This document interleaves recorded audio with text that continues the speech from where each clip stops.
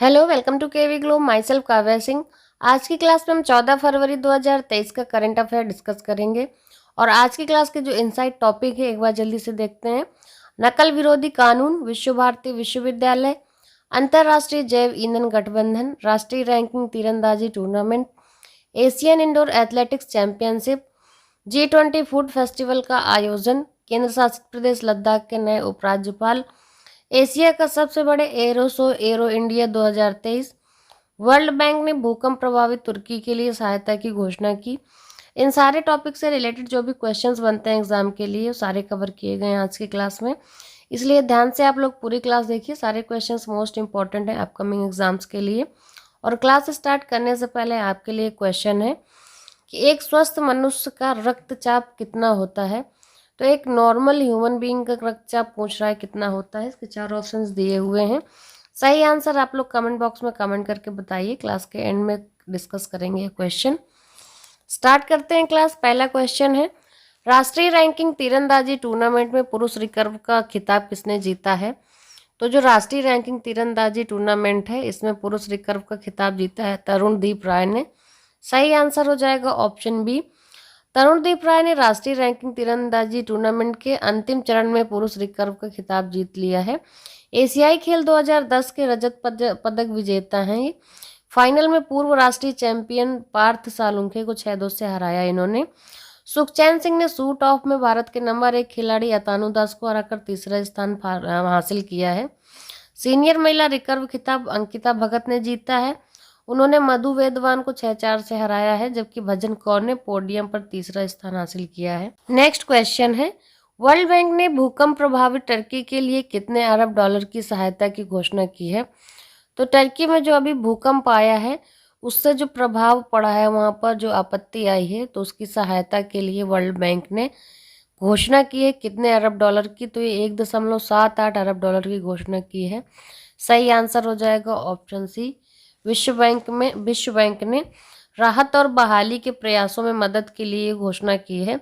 भूकंप से दक्षिण पूर्वी टर्की और उसके आसपास के इलाकों में बड़े पैमाने पर नुकसान हुआ है। दुनिया भर से आपदा जोखिम प्रबंधन में अपने व्यापक अनुभव के आधार पर आपदा की भयावहता का अनुमान लगाने के लिए और प्राथमिकता वाले क्षेत्रों की पहचान के लिए एक मूल्यांकन भी शुरू किया है। वर्ल्ड बैंक ने टर्की को आकस्मिक आपातकालीन प्रतिक्रिया घटकों के माध्यम से $780 मिलियन की तत्काल सहायता की पेशकश की गई है।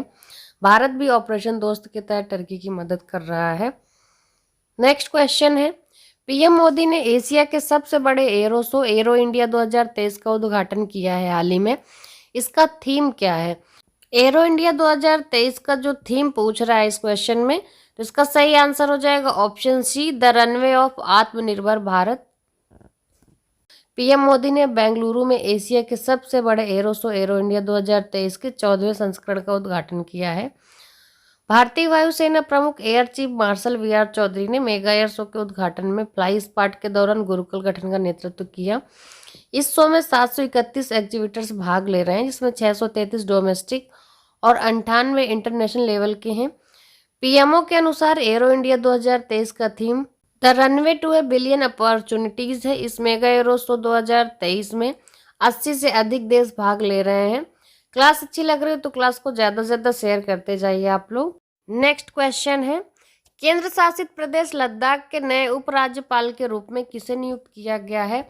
तो लद्दाख के नए उपराज्यपाल नियुक्त किए गए हैं डॉक्टर बी.डी. मिश्रा। सही आंसर हो जाएगा ऑप्शन डी। राष्ट्रपति द्रौपदी मुर्मू ने महाराष्ट्र, बिहार समेत 12 राज्यों में बड़ा फेरबदल किया है और नए राज्यपालों की नियुक्ति की है। साथ ही लद्दाख के नए उपराज्यपाल के रूप में brigadier retired doctor BD. Mishra को नियुक्त किया गया है। अयोध्या केस की सुनवाई करने और फैसला सुनाने वाली बेंच के सदस्य रहेंगे। एस अब्दुल नजीर को आंध्र प्रदेश का नया गवर्नर नियुक्त किया गया है और बिहार के नए राज्यपाल के रूप में राजेंद्र विश्वनाथ अर्लेकर को नियुक्त किया गया है। रमेश बैस को महाराष्ट्र का नया राज्यपाल बनाया गया है। तो ये सारे बदलाव किए गए हैं हाल ही में। नेक्स्ट क्वेश्चन है, G20 फूड फेस्टिवल का आयोजन हाल ही में कहाँ किया गया है। G20 फूड फेस्टिवल का आयोजन हाल ही में नई दिल्ली में किया गया है। सही आंसर हो जाएगा ऑप्शन बी, नई दिल्ली। नई दिल्ली के तालकटोरा स्टेडियम में एनडीएमसी ने मोटे अनाज से बने व्यंजनों का 2 दिन का फूड फेस्टिवल आयोजित किया है। आवासन, शहरी मामलों, पेट्रोलियम और प्राकृतिक गैस मंत्री हरदीप सिंह पुरी इन्होंने इसका शुभारंभ किया। फूड फेस्टिवल में G20 देशों के साथ भारत के विभिन्न राज्य मोटे अनाज के व्यंजनों, उत्पादों, लाइव कुकिंग के साथ भाग ले रहे हैं। इस आयोजन के जरिए सरकारी आयोजनों, कैंटीनों और लोगों की रसोई में मोटे अनाज के उत्पादों को इस्तेमाल का बढ़ावा देने के लिए जो है ये आयोजन किया जा रहा है।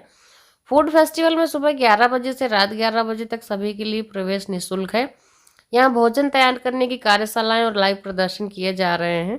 इसमें गुजरात, तमिलनाडु, तेलंगाना, दिल्ली, बिहार, पंजाब, कश्मीर, यूपी, केरल, महाराष्ट्र, कर्नाटक, राजस्थान, मणिपुर, मेघालय और अन्य जो पूर्वोत्तर राज्य हैं इनके व्यंजन उपलब्ध हैं।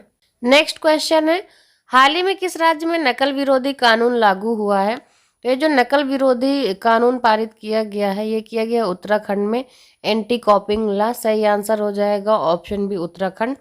उत्तराखंड में देश का सबसे सख्त नकल विरोधी कानून है, ये लागू हुआ है। जो राज्यपाल है उत्तराखंड के लेफ्टिनेंट जनरल गुरमीत सिंह, इन्होंने उत्तराखंड प्रतियोगी परीक्षा अध्यादेश यानी कि भर्ती में जो अनुचित साधनों की रोकथाम और निवारण का उपाय है इसमें 2023 पर मुहर लगा दी है। अब जो भर्ती परीक्षाओं में पेपर लीक, नकल कराने या अनुचित साधनों में लिप्त पाए जाएंगे उनको आजीवन कारावास की सजा मिलेगी और साथ में 10 करोड़ रुपए तक जुर्माना भी देना पड़ेगा। और इस गैर जमानती अपराध में दोषियों की संपत्ति भी जब्त कर ली जाएगी। यदि कोई अभ्यर्थी भर्ती परीक्षा में स्वयं नकल करते अथवा नकल कराते हुए अनुचित साधनों में लिप्त पाया जाता है तो ऐसे मामलों में 3 साल की सजा और न्यूनतम 5 लाख जुर्माने का प्रावधान किया गया है। यदि वो अभ्यर्थी अन्य प्रतियोगी परीक्षा में भी दोषी पाया जाता है तो उससे न्यूनतम 10 वर्ष की सजा और कम से कम 10 लाख रुपए का जुर्माना लगाया जाएगा। नेक्स्ट क्वेश्चन है, कौन सा देश अंतर्राष्ट्रीय जैव ईंधन गठबंधन का नेतृत्व कर रहा है? तो जो अंतर्राष्ट्रीय जैव ईंधन गठबंधन का नेतृत्व कर रहा है ये भारत। सही आंसर हो जाएगा ऑप्शन ए। अमेरिका और ब्राजील दुनिया के 2 सबसे बड़े जैव ईंधन बाजार अंतर्राष्ट्रीय जैव ईंधन गठबंधन भारत की नेतृत्व वाली पहल में शामिल है, जिसका नेतृत्व भारत कर रहा है। इस अलायंस का जो लक्ष्य है कम उत्सर्जन वाले ऊर्जा स्रोत की मांग को बढ़ावा देना है। भारत ने ऊर्जा सुरक्षा को बढ़ावा देने के लिए अपने केंद्रीय बजट में 350 बिलियन रुपए यानी कि 4.3 बिलियन अमेरिकी डॉलर निर्धारित किए हैं। नेक्स्ट क्वेश्चन है, हाल ही में खबरों में रहा विश्व भारती विश्वविद्यालय किस राज्य में स्थित है? तो जो विश्व भारती विश्वविद्यालय है यह स्थित है पश्चिम बंगाल में। सही आंसर हो जाएगा ऑप्शन डी। यूनेस्को विश्व भारती विश्वविद्यालय को एक विरासत विश्वविद्यालय घोषित किया जा रहा है और ये दुनिया का पहला जीवित विरासत विश्वविद्यालय बनेगा। इसकी स्थापना 1921 में रविन्द्रनाथ टैगोर ने कला, भाषा, मानविकी, संगीत और संस्कृति अध्ययन को बढ़ावा देने के लिए केंद्र के रूप में की थी। विश्वविद्यालय में रविन्द्रनाथ टैगोर के ओपन एयर शिक्षा के दर्शन का पालन किया जाता है। नेक्स्ट क्वेश्चन है, भारत के किस एथलीट ने एशियन इंडोर एथलेटिक्स चैंपियनशिप में शॉट पुट इवेंट में गोल्ड जीता है? तो इसका सही आंसर है ऑप्शन है तजिंदर पाल सिंह तूर।